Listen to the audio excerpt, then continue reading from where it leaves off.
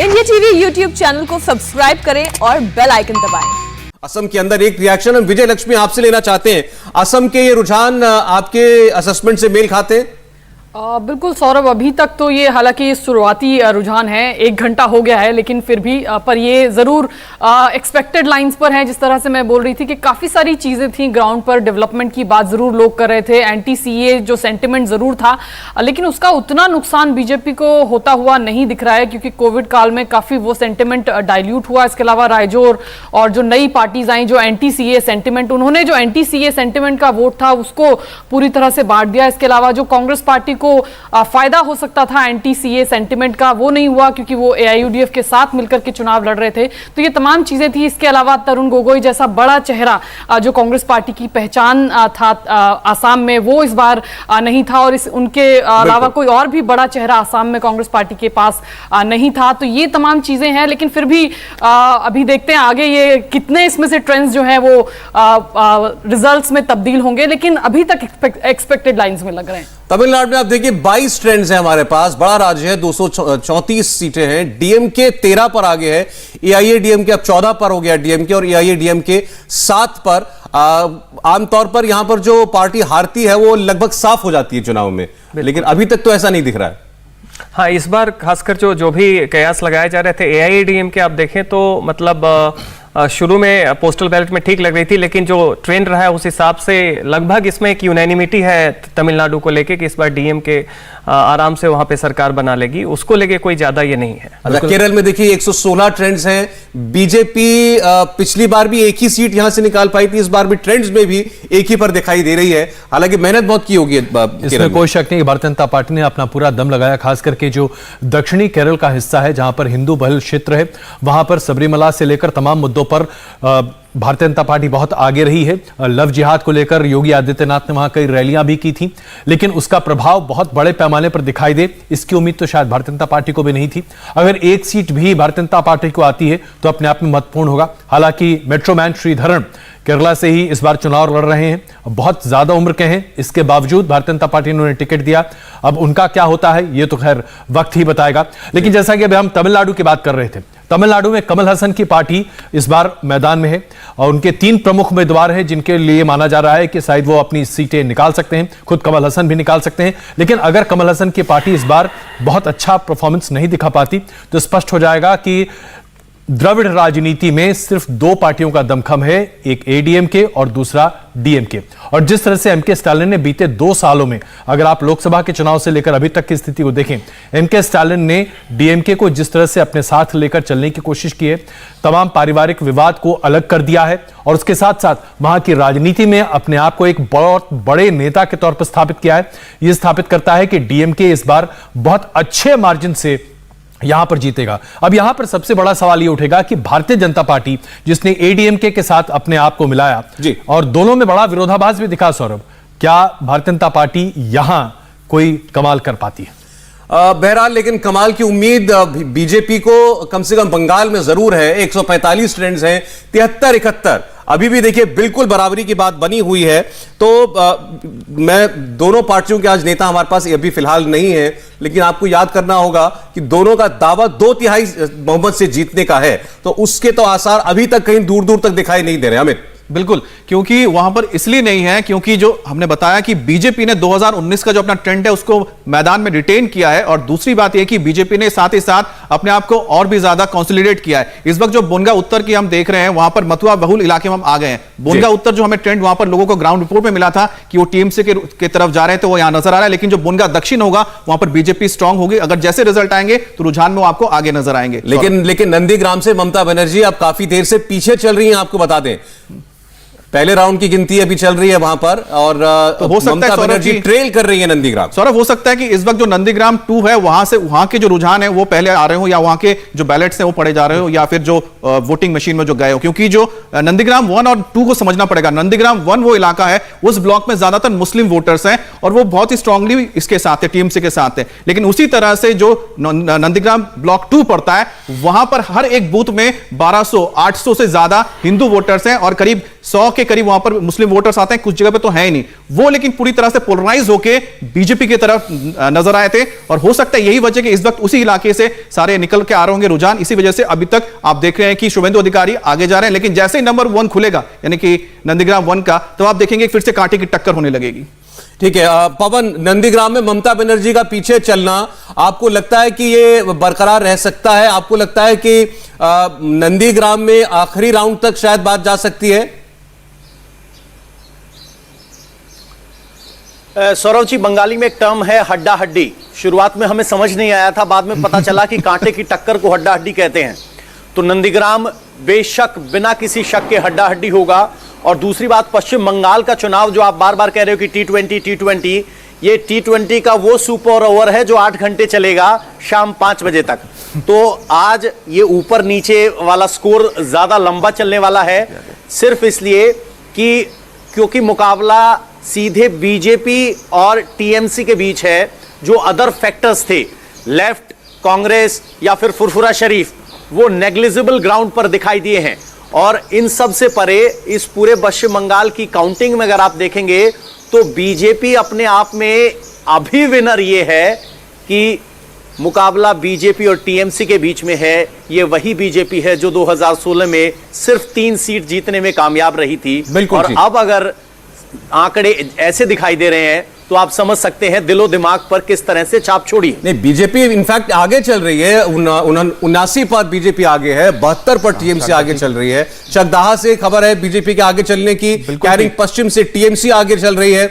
अमित, क्योंकि और सज्जन आप लोग सीट्स को बेहतर पहचानते हैं तो बताते रहिएगा बीच बीच में। मैं तारकेश्वर और चाकदा की बात करता हूं। चाकदा में तो मैं खुद गया था। अच्छा, चाकदा में इसलिए क्योंकि ये आपका इलाका पड़ जाता है जहां पर मतुआ बहुल इलाका है। तो चाकदा हो गया, रानाघाट हो गया, यहां पर बीजेपी को अच्छा करना है और उसी तरह के रुझान वहां मिले थे जो यहां पर इस वक्त हमें नजर आ रहे हैं। और साथ ही साथ तारकेश्वर, क्योंकि ये एक कह सकते हैं कि तीर्थ स्थान है, यहां पर लोग बदलाव चाहते हैं और शायद वो बदलाव जो है वो यहां पर नजर आ रहा है। सज्जन, हाँ देखिए, जो तारकेश्वर है, सपन दास गुप्ता जो है वो वहां से चुनाव लड़ रहे हैं। पहले जब हमने ओपिनियन पोल के टाइम में देखा था तो हमें लगा था ये क्लोजली कंटेस्टेड सीट है, लेकिन जब दोबारा हमने इसको देखा तो लगा कि लोगों में रुझान जो है वो बदलाव की तरफ ज्यादा हुआ है। वो एक तो पार्टी का भी है, दूसरा कैंडिडेट का भी है। उसके अलावा आप देखें तो ये जो पूरा मटुआ बेल जब शुरू होगा, एक आध सीटों का अपवाद हो सकता है, लेकिन वो लगभग बीजेपी के खाते में जानी चाहिए। और मतलब परिणाम जो आ रहे हैं अभी तक उसी लिहाज से आ रहे हैं जैसा हम लोगों ने एक बार जरा फिगर्स पर बात कर लें, फिर आते हैं आपके पास। 82 पर अब बीजेपी आगे है, 73 पर टीएमसी, कांग्रेस, आईएसएफ लेफ्ट 1 पर। 156 ट्रेंड्स हमारे पास है 292 में से, यानी आधे से ज्यादा रुझान जो है पश्चिम बंगाल के वो अब आ चुके हैं। लेकिन ये अब बहुत शुरुआती दौर की काउंटिंग होगी। ज्यादातर जगहों पर सिर्फ पहले राउंड की काउंटिंग वो चल रही है। सज्जन, मैं आपसे ये पूछना चाहता हूं, आपने आपके असेसमेंट में भारतीय जनता पार्टी को एक आसान सी जीत मिलनी चाहिए पश्चिम बंगाल में, लेकिन मार्जिन्स क्या देखे हैं आपने सीट पर, हर सीट पर? क्या सीट पर क्लोज फाइट है, उसमें बीजेपी आगे दिखाई देती है आपको, या मार्जिन्स भी बीजेपी के साथ है? नहीं, देखिए, ये अलग अलग सीटों के अलग अलग हिसाब से जो हमारा जो मेथोडोलॉजी था उसमें ये था कि हमने पहले जो डेमोग्राफी है उसको समझा हर सीट पे। उसके बाद जो रिप्रेजेंटेटिव है कि अगर मान लीजिए वहां पे 30% मुस्लिम है और हम 10 ग्रुप से बात करते हैं तो 3 मुस्लिम, तो सारे कम्युनिटी का एक रिप्रेजेंटेटिव लेने के बाद हमने उसको मैच किया तो बहुत जगह जो सीट हमने टीएमसी या बीजेपी के खाते में दिया है वो काफी क्लोज मान के दिया है। जी, अच्छा, जहां तक आप क्लोज की बात कर रहे हैं, सज्जन, आपके हिसाब से इस बार ऐसी कितनी सीटें होंगी जो कि 2000 से कम के मार्जिन पर या तो जीती या हारी जाएंगे? देखिए, कुल मिला के 21, 23 और 5 लगभग आप मान लें तो 55 से 60 के आसपास जो सीटें होंगी, वो मैं 2000 या 5000 नहीं कहूंगा, लेकिन ये काफी क्लोज मार्जिन से इस पे हार जीत तय होगा। दार्जिलिंग से बीजेपी आगे चल रही है और अमित के पास अब हमारे ग्राफिक्स का भी सहारा है और फेज वाइज आपको हम बता सकते हैं कि जिस चरण में जिन सीटों पर मतदान हुआ वहां पर इस वक्त कौन आ गया। बिल्कुल सज्जन, आप भी आ जाए, हम लोग इस पे बात कर पाएंगे। आप उधर हैं, मैं इस तरफ रहता हूं। तो फर्स्ट फेज में हम बात करें, फर्स्ट फेज में हम लोग गए थे, मैं गया था मिदनापुर में, उसके बाद झारग्राम में, पुरुलिया और उसके बाद बांकुरा। तो यहां पर लगभग हमें वो नजर आ रहे हैं फर्स्ट फेज की सीटें। और यहां पर जो हमें वहां पर ट्रेंड दिखा था, लोगों से हमने बातचीत की थी, वही नजर आ रहा है। देखिए, काथी आपको पता है शुभेंदु अधिकारियों का गढ़ है, तो वहां पर एक खेजूरी और ये इलाके, यहां पर सबसे इंटरेस्टिंग बात यह थी कि यहाँ के लोग ये कहना था कि हम पार्टी को देख के नहीं जा रहे हैं, सिंबल को देख के, हम सिंबल को देख के जा रहे हैं। और क्योंकि हम सीपीएम में थे, हम पर जुल्म हुआ था, टीएमसी ने किया था, इसलिए हम बीजेपी के साथ हैं। रामनगर में भी आपको नजर आ रहा है। झारग्राम देखिए, झारग्राम, कोशियारी, ये जो इलाके जंगल महल के इलाके में आपको लगता है कि यहां पर तो स्वीप कर जाएगी, 4 सीटें हैं झारग्राम में। तो जी जी।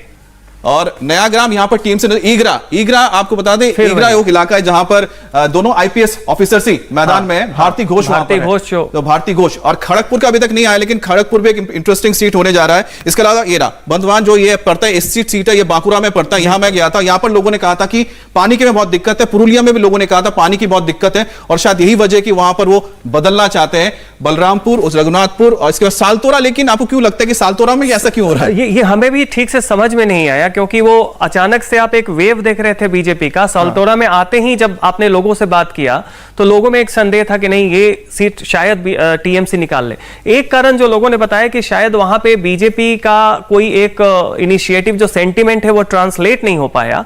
और सालतोरा एक मेरे लिए भी आश्चर्य है, ये बाद में समझने वाली सीट है। खड़गपुर चला गया, क्योंकि खड़गपुर बहुत इंपॉर्टेंट है, क्योंकि 2016 में खड़गपुर सदर जीता था, और वो लगता है कि अगर खड़गपुर में अगर फिर से बीजेपी आती है तो यानी खड़गपुर में एक और बात है, लोकसभा चुनाव के बाद ये खड़गपुर की जो सीट है ये फिर से टीएमसी ने बाई इलेक्शन में जीती थी। उस समय शुभेंदु अधिकारी इसके प्रभारी थे जी। तो अब फेज 2 पे चलते हैं। फेज 1 तो हमने देख लिया, क्योंकि फेज 1 में लगभग जो हमें ग्राउंड पे दिखा था वो यहां पर अभी नजर आ रहा है। अब फेज 2 बहुत इंपॉर्टेंट है, क्योंकि फेज 2 में नंदीग्राम भी पड़ता है। अच्छा, गौशबा बीजेपी, सागर जो ये जो पड़ता है, सागर आपका दक्षिण 24 परगना में पड़ता है, और गोसाबा भी।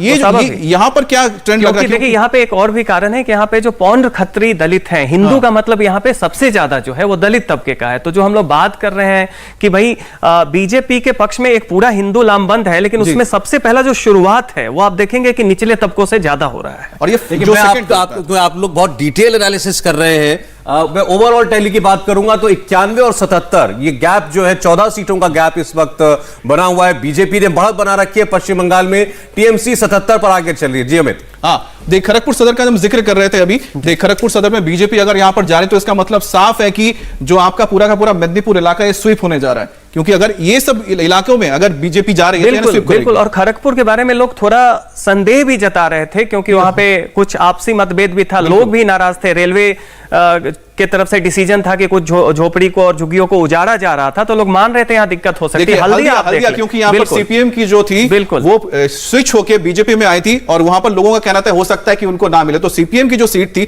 वो बीजेपी के खाते में जाते नजर रही है। देवरा, ये जो इलाके हैं यहाँ पर बहुत स्ट्रांग रही है। बांकुरा में तो जो हमें लग रहा था कि इसमें हमें एक पे आश्चर्य हो रहा है, ताल लंगरा हमारे हिसाब से ये बीजेपी के लिए आसान सीट होनी चाहिए, यहां से तृणमूल लीड कर रही है, तो अभी देखना है क्या होता है। अदरवाइज जो भी हम देख रहे हैं, दासपुर हम लोगों ने वो पहले ही माना था कि ये हो सकता है, तो उस लिहाज से जो परिणाम आ रहे हैं, जो एक्सपेक्टेड थे, जो अपेक्षित थे, उसी लिहाज से आ रहे हैं। हाँ, तो यहाँ पर तुमलुक इलाका हो गया, ये तो शुभेंदु अधिकारी का गढ़ है, यहां से तो उनको आना ही है। लेकिन सबसे इंटरेस्टिंग बात यह है कि जो फर्स्ट फेज में सौरभ कि जो सेकंड फेज में आते हैं, सेकंड फेज में अगर दक्षिण 24 परगना जहां पर टीएमसी स्ट्रांग रही है, वहां पर अगर आप गौशबा, उसके अलावा सागर ये सब इलाके के निकालते हैं, काकद्वीप का अभी तक आया नहीं है, ये सुंदरबन का इलाका पड़ता है, और बीजेपी ने यहां पर वादा किया है कि हम अलग आपको डिस्ट्रिक्ट बना के देंगे, और शायद यही चीज यहां पर नजर आ रहा है। अब आपका अगले चरण का भी बता दीजिए, फेज 3 की सीटों पर भी हमारे पास अब जानकारी है कि कौन आगे कौन पीछे। इसमें से ज्यादातर सीटों के ट्रेंड्स लेकिन अभी आए नहीं है। लेकिन ये बारुईपुर पश्चिम आ गया,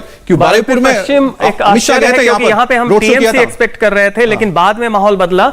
और कुलतली, अब देखिए कुलतली सुंदरबन का बिल्कुल नीचे वाला इलाका है, जहां पे टीएमसी मजबूत थी पारंपरिक रूप में। डायमंड हार्बर में कमल आगे चल रहा है, ये मेरे लिए बहुत सरप्राइजिंग, मेरे लिए भी है। फाल्टा एक्सपेक्टेड है, लेकिन फाल्टा में सबसे इंटरेस्टिंग मैं इसलिए जोड़ना चाहता हूं, फाल्टा में जो बीजेपी के कैंडिडेट हैं वो पिछली बार सीपीएम के कैंडिडेट थे और वो स्विच होकर आए हैं, और सबसे बड़ी बात है कि इनका ईस्ट बंगाल से संबंध है। इस इलाके में काफी बड़ी तादाद में ईस्ट बंगाल के लोग हैं। अब डायमंड हार्बर का क्यों ऐसा हो रहा है? देखिए 43% मुस्लिम है कुल मिला के डायमंड हार्बर में। अभिषेक बनर्जी का पूरा प्रभाव यहाँ पे, टीएमसी युवा का बहुत ही मजबूत नेता है। फिर भी अगर है तो आप एक बात मान के चले, अगर यही ट्रेंड आगे बढ़ता है, मतलब एक साइलेंट वोटर जो है वो कंफ्यूज वोटर नहीं है, वो साइलेंट है लेकिन स्ट्रेटेजिक है और डिटर्मिन्ड है। अच्छा, यहां पर मैंने एक चीज देखा था सौरभ, जब डायमंड हार्बर में जो अम्फान तूफान आया था तो मछुआरे उससे बहुत प्रभावित हुए थे, तो उनका यह कहना था कि वो नाराज है, वो स्विच करना चाहते हैं, लेकिन जो अर्बन था वो स्विच करने के लिए तैयार नहीं था। बारुईपुर पश्चिम में इस इलाके में यह पड़ता है कि यहां पर सोनारपुर भी पड़ेगा, जो बाद में जाके वहां पर चुनाव हुए हैं। यहां पर ईस्ट बंगाल के लोग बहुत ज्यादा हैं, तो यहां पर भी कहीं ना कहीं बीजेपी को एक बेस मिला है जो ईस्ट बंगाल के लोग थे। अच्छा देखिए, अब गैप केवल 7 सीटों का है। मैं अजय से ये जरूर पूछना चाहता हूं, क्योंकि उन्होंने इसको T20 कहा था, अब आप टेस्ट मान रहे हैं इसको, टेस्ट मैच या अभी भी T20? T20 इसके लिए बहुत लंबा इंतजार हमें करना पड़ेगा, और इसमें यकीन मानिए हम काफी लंबे अरसे तक, देर तक इस पर चर्चा करते रहेंगे। अभी तक अगर मैं अपने हिसाब से सही हूं तो शायद पहले राउंड की काउंटिंग ही हुई होगी, और अगर कई जगहों पर तो पहले राउंड की काउंटिंग पूरी भी नहीं हुई होगी। लेकिन तो अभी तक जो स्थिति दिख रही है, आमतौर पे 16-17 राउंड की काउंटिंग इन तमाम सीट्स पर होती हैं। अजय तो जी, बहुत कुछ बदल सकता है अभी चीजें जाहिर है। हाँ, लेकिन ये बता रहे हैं कि जो हम लोगों ने ट्रेंड देखा इसमें ग्राउंड में, वो यहां नजर आता है। देखिए, जहां पर स्ट्रांग है वहां स्ट्रांग है। कैनिंग ये जो इलाके हैं, यहां पर करीब करीब लगता है कई बार तो 40-45% वहां पर मुस्लिम वोटर्स हैं और वो इन्फ्लुएंस करते हैं और वो टीम सी के साथ है साथ। और यही वो इलाका है जहां पर कि फुरफुरा शरीफ को तोड़ना था, तोड़ने में कामयाब नहीं। मैं आपसे ये सज्जन से ये जानना चाहता हूं कि सज्जन का एस्टिमेट था कि बीजेपी को 250 सीट मिलेगी अभी तक की सीटों में, लेकिन बिल्कुल लगभग बराबरी का मामला दिखाई दे रहा है। और आप लोग ये भी कह रहे हैं कि आपके असेसमेंट से सीट वाइज सहमत भी हैं आप। निश्चित वो गैप क्यों नहीं बढ़ रहा है? ये वो गैप इसलिए नहीं बढ़ रहा है कि बहुत सारा देखे, अगर आप देखें बिष्णुपुर सीट देखे, श्यामपुर देखे, जगत बल्लभपुर देखे, जंगीपारा देखे, उसी के अलावा तारकेश्वर देखे, बहुत सारे सीटों पे अभी रुझान आना बाकी है।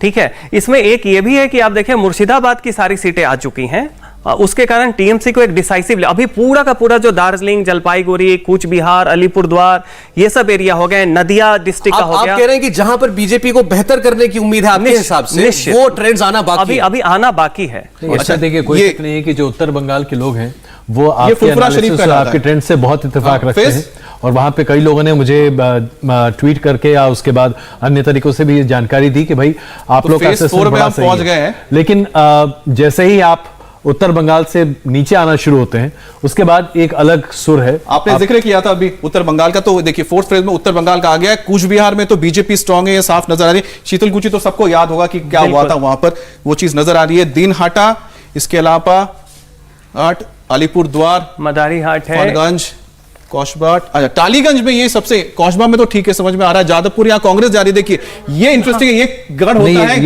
लेफ्ट का, ये तो खैर देखिए वहां लेफ्ट का गढ़, वहां पर कांग्रेस नहीं, कांग्रेस नहीं, वहां पर वो लेफ्ट के साथ ही है, लेकिन यहाँ पर कांग्रेस की बढ़त होगी, तो वहां पर ये तो ठीक जा रहा है। टॉलीगंज पर हमने बेहालापुर ठीक है, यहाँ से पायल सरकार है, और बेहालापुर हमने दिया था कि भाई चूंकि पश्चिम से वो पार्थो चटर्जी मजबूत थे, लेकिन पूर्व को हमने एक्सपेक्ट किया था कि ये बीजेपी निकाल ले जाएगी। लेकिन अगर महेश टला की हम बात करें, उसके साथ साथ हावड़ा मध्य की बात करें, ये तमाम ऐसे इलाके हैं जहां पर ऐसा लग रहा था कि भारतीय जनता पार्टी क्या वाकई में अपने पैर जमा पाएगी। आपके हिसाब से यहाँ भारतीय जनता पार्टी की बढ़त होनी चाहिए, लेकिन अभी फिलहाल जरा तस्वीर अलग दिख रही है। अजय जी, लेकिन ये जो इलाका है, ये इस पे पड़ता है, साउथ 24 परगना डायमंड हार्बर का इलाका पड़ता है, तो यहाँ पर जो एक्सपेक्टेड था कि यहाँ पर टीएमसी स्ट्रांग होगी, वही स्ट्रांग यहाँ पर आ रहे हैं। बिल्कुल, और यहाँ पर बाली हावड़ा, हमारे हिसाब से नहीं, मध्य तो था, शिवपुर बीजेपी को आना चाहिए था हमारे हिसाब से। अभी ये शुरुआती है, जैसे कि अगर सोनारपुर की बात करें तो सोनारपुर में भारतीय जनता पार्टी को आगे होना चाहिए था, निश्चित, लेकिन वहां पर अभी तृणमूल कांग्रेस आ गया है। तो ये तस्वीर अभी बड़ी शुरुआती है,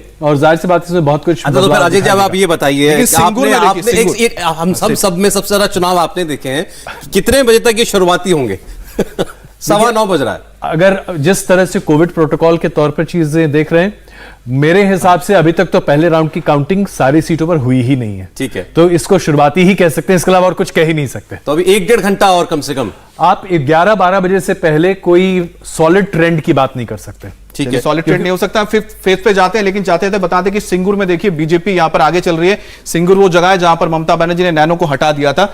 अब 5th फेज में धूपगुड़ी, यानी कि नॉर्थ बंगाल हो गया, जलपाईगुड़ी, और ये पूरी तरह से ये पूरा जलपाईगुड़ी वाला एरिया है, पूरा जो इलाका आ गया। कालिम्पोंग आपका दार्जिलिंग वाला एरिया आ गया, करसियोंग दार्जिलिंग वाला आ गया, नक्सलबारी सीट भी उसी में आ जाएगा, सिलीगुड़ी आप देखें फांसी देवा, और उसके बाद आप देखेंगे ये नदिया डिस्ट्रिक्ट में हम एंटर करते हैं, रानाघाट, कृष्णागढ़, ये सब का सब, रानाघाट उत्तर, ये सब बीजेपी के लिए आना चाहिए। बीच में एक बड़ा नगर आ रहा है, लेकिन अगर आप फिर दमदम में आ जाए तो देखिए राजेरहाट न्यू टाउन हो, विधान नगर हो, राजेरहाट गोपालपुर हो, ठीक है। और ये दोनों जो है मध्यम ग्राम टीएमसी का एक्सपेक्टेड था, 12-7 हमारे हिसाब से बीजेपी है, लेकिन नहीं, मैंने जो देखा था यहाँ पर जाना था, क्योंकि इस इलाके में अर्बन वोटर्स जो है वो नजर आए थे कि इनके साथ जाएंगे, ये तो ठीक आ रहा है। देगंगा बहुत सरप्राइजिंग है, ये आश्चर्य है, क्योंकि देगंगा में मुस्लिम पॉपुलेशन बहुत है, हमारे हिसाब से ये टीएमसी का होना चाहिए था।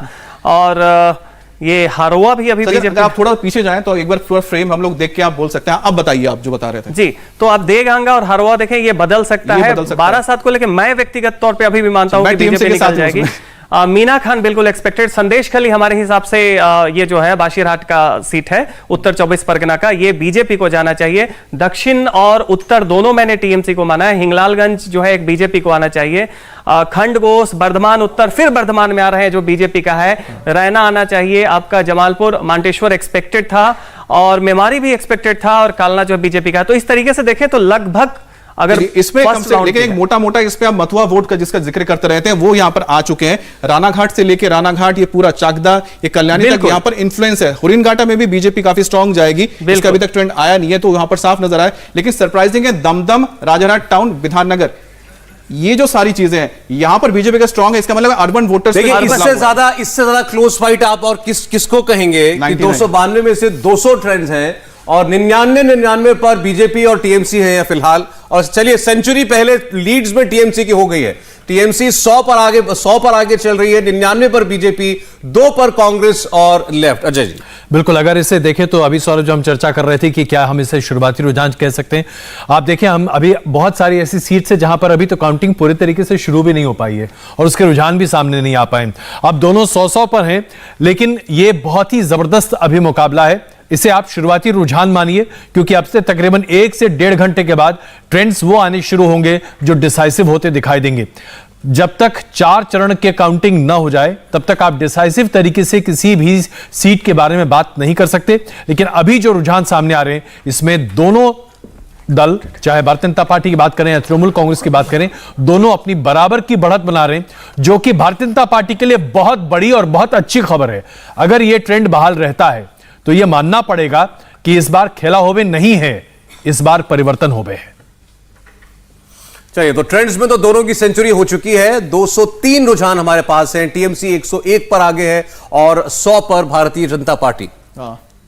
फेज 5 जहां से कोरोना की एंट्री हुई है चुनाव में। इसके बाद ही देखिए चीजें बदली थी। उसके बाद धीरे धीरे जो कैंपेनिंग बहुत कम हुई थी, लेकिन जल्द 6th फेज में जाए उससे पहले बता दें कल्याणी और हरिनघाटा जो हमने वहां पर आपको ग्राउंड रिपोर्ट दिया था वहां पर साफ नजर आया थे बीजेपी के पास जो जा रहा है ट्रेंड वो यहां पर भी नजर आया। अब 6th फेज में देखते हैं। 6th फेज के जो इंपॉर्टेंट इसलिए है क्योंकि यहां तक बीजेपी बहुत स्ट्रांग रही है, उसके बाद बीजेपी के लिए बहुत दिक्कतें हुई थी। तो हम कहेंगे कि बस 6th फेज हमें दिखा दिया जाए चार्ट जिससे कि हम बता सकें आगे। तो 43 सीट्स और फेज 6 इसमें अब बात सज्जन।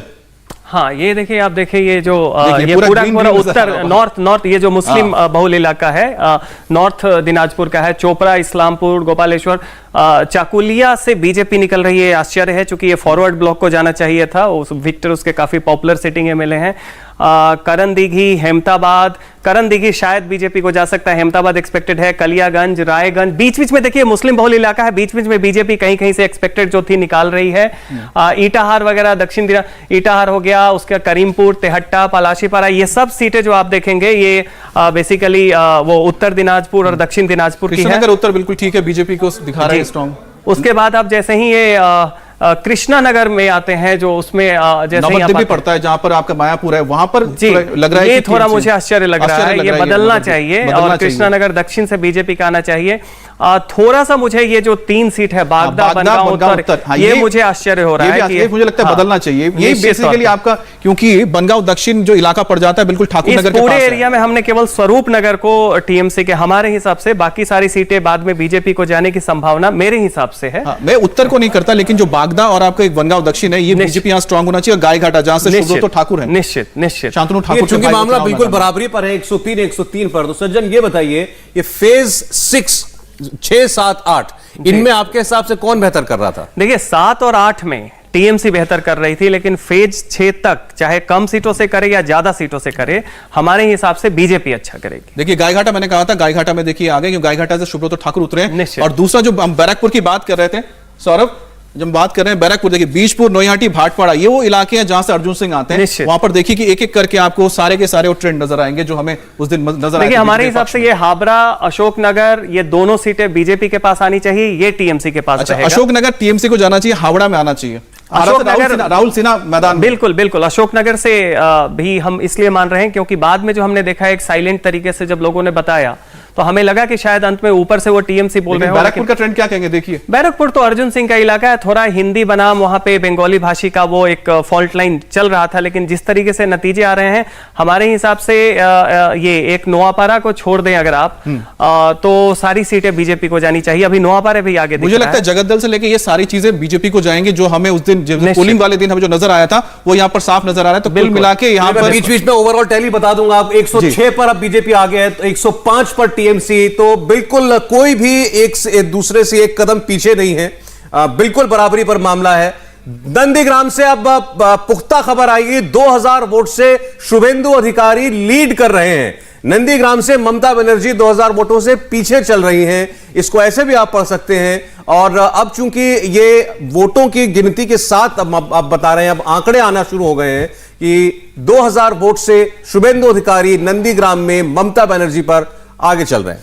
ये ममता बनर्जी के लिए अच्छी खबर तो नहीं हो सकती, कि हालांकि इसमें कोई शक नहीं कि अभी कई राउंड काउंटिंग की बाकी है, लेकिन अगर शुरुआत में ही 2000 वोट की लीड ले रहे हैं तो ये 2000 वोट की लीड पहले या दूसरे चरण के काउंटिंग के दौरान बहुत मायने रखते हैं विधानसभा के लिए, जहां पर हार और जीत का मार्जिन बहुत ही स्पष्ट होता है।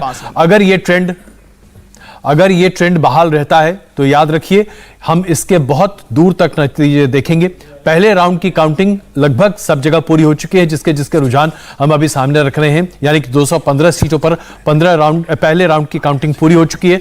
तो कुल मिलाकर यह कहा जा सकता है कि अभी ममता बनर्जी के लिए राहत की सांस तो नहीं है, और खुद उनकी अपनी सीट अगर असमंजस में है तो स्थिति बहुत अच्छी नहीं दिखाई देगी, कम से कम उनके लिए व्यक्तिगत तौर पर। देखिए वो रिफ्लेक्ट ओवरऑल सीट्स में भी हो रहा है। अगर ममता बनर्जी खुद इतनी परेशानी पर हैं अपनी सीट पर, तो राज्य में वो नजर भी आ रहा है कि बिल्कुल बराबरी पर है। अभी तक जो हमने आपसे पहले आंकड़ा साझा किया था, तकरीबन 19 से 20 सीट के नुकसान पर। ये इंटरेस्टिंग है, फिरहाद हकीम पीछे हो गए। उनका होना तो लगभग माना जा रहा था कि इस बार उनके लिए सीट बहुत मुश्किल थी, फरहाद हकीम के लिए। जिस तरह से जो हम रिवर्स पोलराइजेशन की बात करते हैं, उसके बहुत दूरगामी नतीजे इस बार बंगाल में दिखाई देंगे, जहां जहां तकरीबन 35 से 40% मुसलमान आबादी है, जहां पर लोगों के दिमाग ये पहले से है कि हां यहां पर मुसलमानों का वोट बड़े पैमाने पर डिसाइसिव होगा, वहां हिंदू पोलराइजेशन इतने बड़े पैमाने पर है कि आप वहां पर बहुत बदली हुई चीजें देखेंगे। बिल्कुल, अब 5th 7 पे पहुंच गए। 5th 7 क्योंकि ऐसा माना जा रहा था कि टीएमसी इसमें स्ट्रांग है, तो स्ट्रांग नजर आ रहा है सज्जन।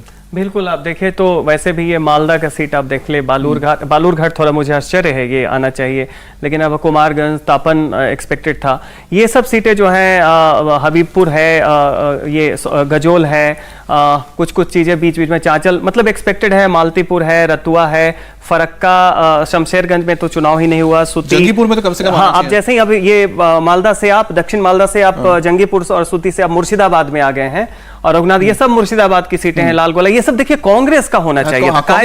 एक करेक्शन हम करते हैं, क्योंकि अभी हमने बताया था कि फिरहाद हकीम पीछे हैं, वो दरअसल लगभग 6500 वोट से आगे चल रहे हैं। वो शॉकिंग था, क्योंकि फरीद बॉबी हकीम का मतलब हारना बड़ा बहुत मतलब शॉकिंग रहेगा। मुर्शिदाबाद बीजेपी इसमें ये हमने अपडेट किया है एग्जिट पोल के टाइम में, प्री पोल में हमने इसे हाडाहाडी सीट में दिया था। अच्छा, भवानीपुर में बीजेपी जा रहे हैं, मुझे लगता है कि वहां जो फैक्टर है 60 और 40 का वो काम और करेगा। एक और भी बात जान लीजिए, हम लोग हर सीट पे एक आप मान के चले थोड़ा बहुत साइलेंट वोटर जो है वो परिवर्तन के पक्ष में है, जो नहीं बोल रहा है। अच्छा, राज बिहारी का पता है, राज बिहारी का अभी तक आया नहीं, आपको क्या ट्रेंड मिला? राज बिहारी से लेफ्टिनेंट जनरल शाह उतरे हैं, जो लोग उनसे खुश नहीं थे बीजेपी के कैडर, लेकिन लोगों ने वहां पे बीजेपी के पक्ष में हमारे हिसाब से ज्यादा वोट दिया था, तो हमारे हिसाब से ये निकल जानी चाहिए बीजेपी को सीट। बाकी पांडवेश्वर से हमें आश्चर्य हो रहा है, यहाँ से जितेंद्र तिवारी को जीतना चाहिए। जो टीएमसी छोड़ के बीजेपी में बिल्कुल बिल्कुल, दुर्गापुर पूर्व से भी हमें लग रहा है कि आते आते बीजेपी को लीड मिलेगी। और बाकी आप देख लें, पश्चिम अभी नहीं आया है, रानीगंज से हमें टीएमसी लग रहा है, जामुरिया बीजेपी एक्सपेक्टेड है, और आसनसोल में देख लें कुलतली और बाराबनी में कुलतली का हिसाब अभी गड़बड़ा, बाराबनी टीएमसी की है। इसीलिए लगातार सौरभ, हम जब सुन रहे थे प्रधानमंत्री मोदी ने जब कहा था कि शायद, या फिर बीजेपी के जो नेताओं ने कहा था कि हम जीत चुके हैं, जब 6th फेज के पोलिंग हो चुकी थी, और वो साफ नजर आया कि उस 7th में हमें जो नजर आया है उसमें टीएमसी का जो वर्चस्व है साफ नजर आ रहा है। वो क्लियर था कि बीजेपी के लिए 7th और 8th राउंड जो है वो बोनस राउंड है। हाँ, 6 तक उन्होंने लगभग जो एक जादुई आंकड़ा होता है उसके पास पहुंच चुके थे, छू चुके थे।